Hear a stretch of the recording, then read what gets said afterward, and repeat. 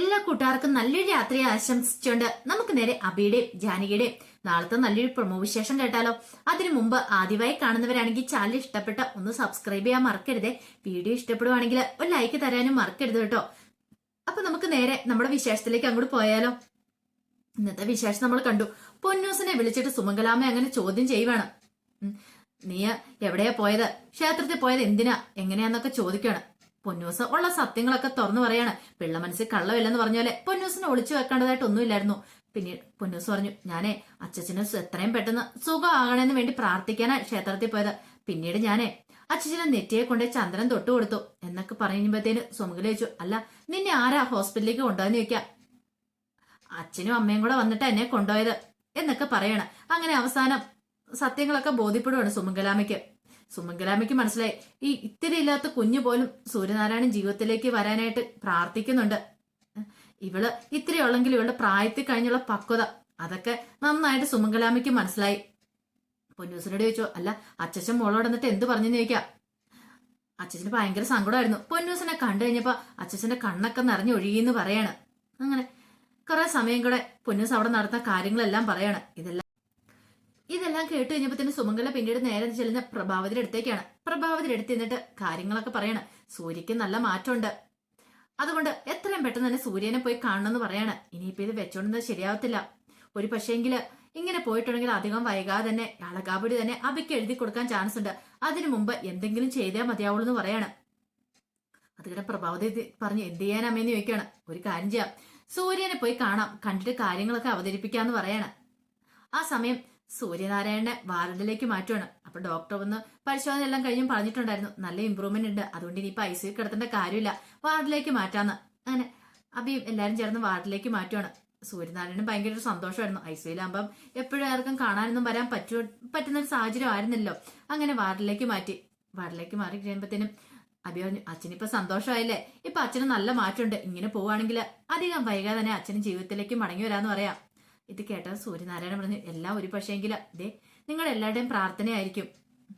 എനിക്ക് വേണ്ടിയിട്ട് പൊന്നൂസ് വരെ പ്രാർത്ഥനയും വഴിപാടുകളൊക്കെ നടത്തിയില്ലേ, പിഞ്ചു കുഞ്ഞിന്റെ പ്രാർത്ഥന ഒരു കാരണവശാലും ഭഗവാൻ കേൾക്കാതിരിക്കില്ല എന്ന് പറയണം. അത് കേട്ടപ്പോ അബി പറഞ്ഞു, അത് ശരിയാ അച്ഛാ, അച്ഛന് ഉറപ്പായിട്ടും ജീവിതത്തിലേക്ക് മടങ്ങി വരാൻ പറ്റുമെന്ന് പറയണം. അപ്പോഴേക്കും അമല അങ്ങോട്ടേക്ക് വന്നു. അമലിനെ കണ്ടത് സൂര്യനാരായണന് സന്തോഷമായി. പിന്നീട് പറഞ്ഞു, നീയെങ്കിലും എന്നെ മനസ്സിലാക്കുന്നുണ്ടല്ലോ മോനെ, നിനക്കെങ്കിലും എന്റെ വേദനകൾ മനസ്സിലാവുമെന്ന് പറയണം. അച്ഛൻ എന്തിനാ ഇങ്ങനെ വേദനിക്കുന്നേ, ഇങ്ങനെ വിഷമിക്കേണ്ട കാര്യമൊന്നുമില്ല, എന്ത് വന്നാലും ഞാൻ അഭിയേട്ടനോടൊപ്പം ഞാൻ നിൽക്കും.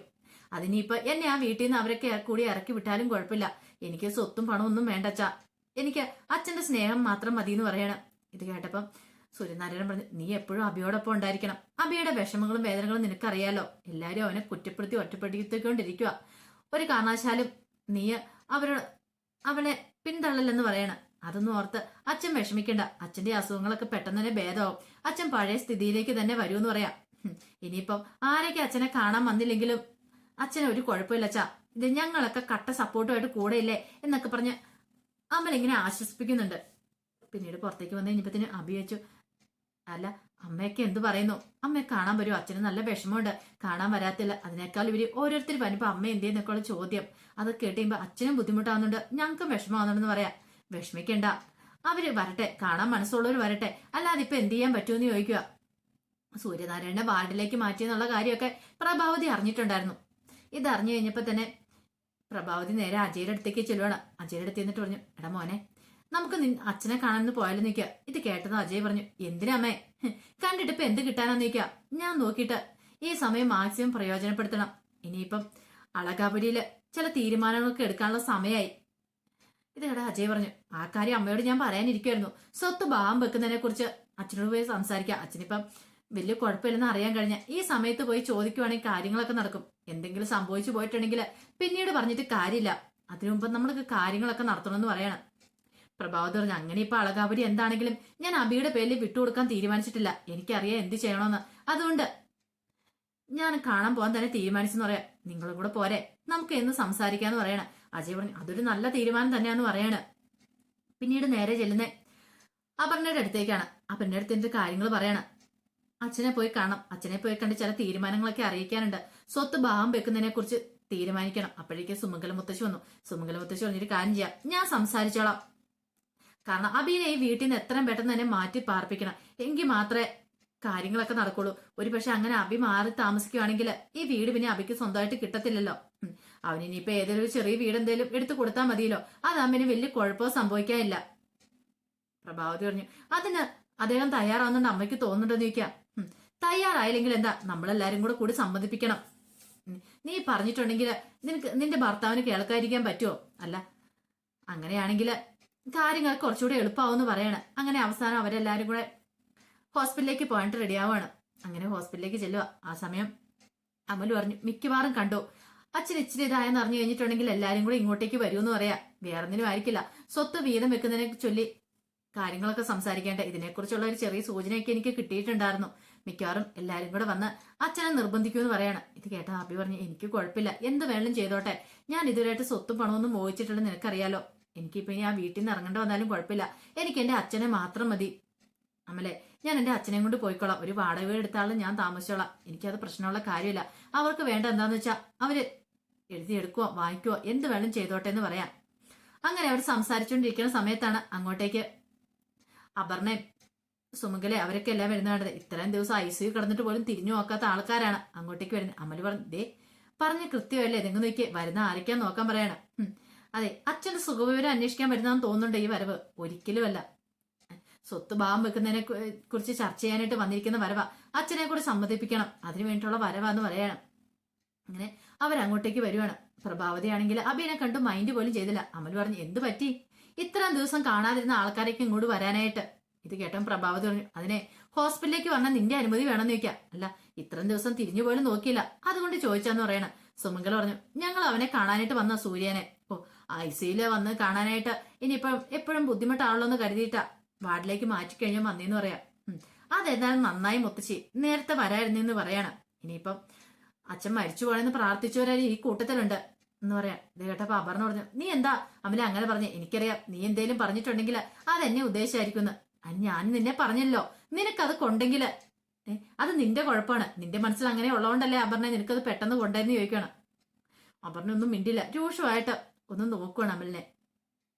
പിന്നീട് അവരൊക്കെ അങ്ങോട്ട് പ്രഭാവതി സുമംഗല എല്ലാവരും ചേർന്നിട്ട് സൂര്യനാരായണന്റെ അടുത്തേക്ക് ചെല്ലുവാണ്. സുമംഗല എന്നിട്ട് ചോദിച്ചു, എങ്ങനെയുണ്ടോ മോനെ സൂര്യ, നിനക്കിപ്പോ കുറവുണ്ടോന്ന് ചോദിക്കുകയാണ്. സൂര്യനാരായണൻ ഒന്നും മിണ്ടിയില്ല. സൂര്യനാരായണൻ ആ മുഖത്തേക്ക് തന്നെ നോക്കിക്കിടക്കുകയാണ്. അതെ, നിനക്ക് ഞങ്ങളോട് ദേഷ്യമുണ്ടെന്ന് അറിയാം, ഇത്രയും ദിവസം ഇങ്ങോട്ട് വരായിരുന്നതിന് കാരണം മറ്റൊന്നുമല്ല. ഒന്നാമത്തെ കാര്യം നീ ICUല, പിന്നെ പോരാത്തന്നെ ആ ജാനകി അബി ഞങ്ങൾ ഇങ്ങോട്ട് വരുന്ന അവർക്ക് അങ്ങോട്ട് അത്ര ഇഷ്ടപ്പെടുകയൊന്നുമില്ല, അതുകൊണ്ട് മാത്രം വരായിരുന്നേന്നൊക്കെ പറഞ്ഞിട്ട് കുറ്റങ്ങളെല്ലാം അബിയുടെയും ജാനകിയുടെയും തലയിലേക്ക് കെട്ടിവെക്കാൻ ശ്രമിക്കുകയാണ്. ഈ സമയം പ്രഭാവതി ഒന്നും മിണ്ടാതെ സൂര്യനാരായണൻ തന്നെ നോക്കിയിരിക്കുകയാണ്. സൂര്യനാരായണൻ പറഞ്ഞു, ഇപ്പോഴെങ്കിലും എല്ലാവർക്കും വരാൻ തോന്നിയല്ലോ, അതൊരു നല്ല കാര്യമാണ്. ഒരു പക്ഷെ നിങ്ങളെയൊക്കെ കാണാതെ എനിക്ക് മരിക്കേണ്ടി വരുമോ എന്നൊരു വിഷമം എന്റെ മനസ്സിലുണ്ടായിരുന്നു. ഇപ്പൊ ആ വേദന അങ്ങോട്ട് മാറി. ഇപ്പൊ എനിക്ക് മനസ്സിലായി ഇനി എനിക്ക് മരിച്ചാലും കുഴപ്പമില്ലെന്ന് പറയണം. പെട്ടെന്ന് സുമംഗല പറഞ്ഞു, അയ്യോ സൂര്യ, അങ്ങനെയൊന്നും നീ പറയരുത്, നിനക്കൊന്നും സംഭവിക്കൊന്നുമില്ല, നീ ധൈര്യമായിട്ടിരിക്കും മോനെ, നിനക്ക് അങ്ങനെ ഒന്നും സംഭവിക്കില്ലെന്നൊക്കെ പറഞ്ഞ് ഭയങ്കരമായിട്ടും കൂടെ സോപ്പിടുകയാണ് സൂര്യനാരായണനെ. പിന്നീട് പറഞ്ഞു, നിനക്കറിയാലോ പ്രഭാവതി ഇങ്ങോട്ട് വരാനതിന്റെ മെയിൻ കാരണം അബിയും ജാനകി ഉള്ളതുകൊണ്ട് മാത്രമാണ്. അവൾക്ക് ഉള്ള ദേഷ്യം നിനക്ക് അറിയാവുന്ന കാര്യമല്ലേ. ഇനിയിപ്പം അളകാവരി പഴയതുപോലെ തന്നെ പോണെങ്കിൽ ഞാൻ നോക്കിയിട്ട് ഒരു മാർഗം മാത്രമേ കാണുന്നുള്ളൂ. എത്രയും പെട്ടെന്ന് തന്നെ അബീനെ ജാനകിനെ അവിടുന്ന് ഒഴിവാക്കണം. അബിക്ക് ജാനകിക്കും ഒരു വീടെടുത്ത് കൊടുത്തിട്ട് അവരെ മാറ്റി പാർപ്പിക്കുക. അവരൊരു വീട്ടിലെടുത്ത് കഴിഞ്ഞോട്ടെ, പിന്നെ അവിടുത്തെ അളകാവരി തന്നെ കിടക്കണം നിർബന്ധമൊന്നുമില്ലോ. മൂത്ത മകനല്ലേ, അവൻ വീട് മാറി താമസിക്കേണ്ടല്ലേ. ഇളയ മക്കൾക്കല്ലേ സാധാരണ വീട് കൊടുക്കാറ് പതിവുള്ളേ. അതുകൊണ്ട് അങ്ങനെ ഒരു ഇതെല്ലാം നല്ലത്, അതല്ലേ അതിന്റെ ശരിയെന്ന് ചോദിക്കുകയാണ്. അല്ല, ഞാൻ പറഞ്ഞതിൽ എന്തെങ്കിലും തെറ്റായിട്ട് നിനക്ക് തോന്നുന്നുണ്ടോ? അവനൊന്നും വെറുതെ വിടണ്ട, ഒരു വീടെടുത്ത് കൊടുത്ത് വിട്ടാ പോരെ എന്നൊക്കെ പറയാണ്. ഈ വന്നതിന്റെ ഉദ്ദേശം സൂര്യനാരായണൻ നന്നായിട്ട് മനസ്സിലായി. അപ്പോഴേക്കും അജയ് പറഞ്ഞു, ശരിയാച്ചാ, അവയാണ് ഒരു വീടെടുത്ത് കൊടുക്കുക, എന്നാ പിന്നെ വീട്ടിലെ പ്രശ്നങ്ങളൊക്കെ മാറുമല്ലോ, പിന്നെ അമ്മയുടെ വിഷമങ്ങളും മാറും. ഇനിയിപ്പം അതിന്റെ പേരിൽ കുടുംബത്തിന് ഇനി ഒരു കലഹം വേണ്ടാന്ന് പറയണം. ഇത് കേട്ടപ്പോ സൂര്യനാരായണൻ പറഞ്ഞു, ഒരു കാര്യം ചെയ്യാം, നിങ്ങളുടെ എല്ലാവരുടെ ആഗ്രഹം എന്താന്ന് ചോദിക്കാം. പെട്ടെന്ന് പ്രഭാവതി പറഞ്ഞു, ഇനിയിപ്പം നിങ്ങൾ ജീവിച്ചിരിക്കുന്ന സമയത്ത് സ്വത്ത് വീതം വെക്കണം, എന്തെങ്കിലും സംഭവിച്ചു പോയിട്ടുണ്ടെങ്കിൽ പിന്നെ എനിക്ക് ഇതിന്റെ പുറകെ നടക്കാൻ പറ്റില്ല, എനിക്ക് പറ്റില്ല എന്നൊക്കെ പറഞ്ഞിട്ട് ഭയങ്കര അഭിനയം കാഴ്ചവെക്കണം പ്രഭാവതി. സൂര്യനാരായണൻ പറഞ്ഞു, ആട്ടെ, നിങ്ങളുടെ എല്ലാ ആഗ്രഹം സ്വത്ത് വീതം വെക്കുവാനാണെങ്കിൽ അങ്ങനെയാണെങ്കിൽ ആ തീരുമാനം ഞാൻ എടുത്തു കഴിഞ്ഞു. സ്വത്ത് ഭാഗം വെക്കാനാണെങ്കിൽ സ്വത്തും ഭാഗം വെച്ചേക്കാം, ഇനി അതിന്റെ പേരിൽ ഒരു പ്രശ്നം വേണ്ട. സക്കീർ വക്കീലിനെ എത്രയും പെട്ടെന്ന് വിളിക്കാന്ന് പറയണം. പിന്നീട് അമലിനെ വിളിച്ചിട്ട് പറഞ്ഞു, സക്കീർ വക്കീലിനോട് എത്രയും പെട്ടെന്ന് ഇങ്ങോട്ട് വരാൻ പറയാം എന്ന് പറയാണ്. എല്ലാവർക്കും ഭയങ്കര സന്തോഷമായി. ഇത്രയും പെട്ടെന്ന് കാര്യങ്ങളൊക്കെ നീങ്ങുന്ന ആരും പ്രതീക്ഷിച്ച കാര്യമായിരുന്നില്ല. പിന്നീട് സക്കീർ വക്കീൽ അങ്ങോട്ടേക്ക് വരുവാണ്. ഇനിയാണ് ഏറ്റവും വലിയ ട്വിസ്റ്റ്. ആരും ഒരിക്കലും പ്രതീക്ഷിക്കാത്ത കാര്യങ്ങളൊക്കെയാണ്. സൂര്യനാരായണൻ നേരത്തെ അറിയാം. സക്കീർ വക്കീൽ പറഞ്ഞിട്ടുണ്ടായിരുന്നു, സൂര്യനാരായണൻ എന്തെങ്കിലും സംഭവിച്ചു പോയിട്ടുണ്ടെങ്കിൽ ഈ പറയുന്ന അഭിനയം ജാനകിനെ ആ വീട്ടിൽ നിന്ന് തന്നെ അടിച്ചിറക്കുമെന്ന്. അതിനൊരു കാരണവശാലും ഇടയാവരുമെന്നൊക്കെ പറഞ്ഞിട്ടുണ്ട്. സൂര്യനാരായണൻ ആ കാര്യങ്ങളൊക്കെ അറിയായിരുന്നു. എല്ലാരും പ്രതീക്ഷിച്ചുകൊണ്ടിരിക്കുന്ന ഇപ്പൊ അളകാപുരി ഒന്നെങ്കിൽ അമലിന് അല്ലെങ്കിൽ അജയ്ക്ക് കിട്ടുമെന്ന് വിചാരിച്ചുകൊണ്ടിരുന്ന, പക്ഷെ അവരുടെ എല്ലാം പ്രതീക്ഷകളെല്ലാം തകർന്നു തരിപ്പണമായി പോവാണ്. സക്കീർ വക്കീൽ വരുന്ന വലിയൊരു ബോംബുമായിട്ടാണ്. കാരണം അവരൊന്നും പ്രതീക്ഷിക്കാത്ത കാര്യങ്ങളാണ് പിന്നീട് നടക്കാനായിട്ട് പോകുന്നത്. ബിൽപത്രമൊക്കെ നേരത്തെ തയ്യാറാക്കി വെച്ചിട്ടുണ്ടായിരുന്നു സൂര്യനാരായണൻ വീണ് കഴിഞ്ഞപ്പോ തന്നെ.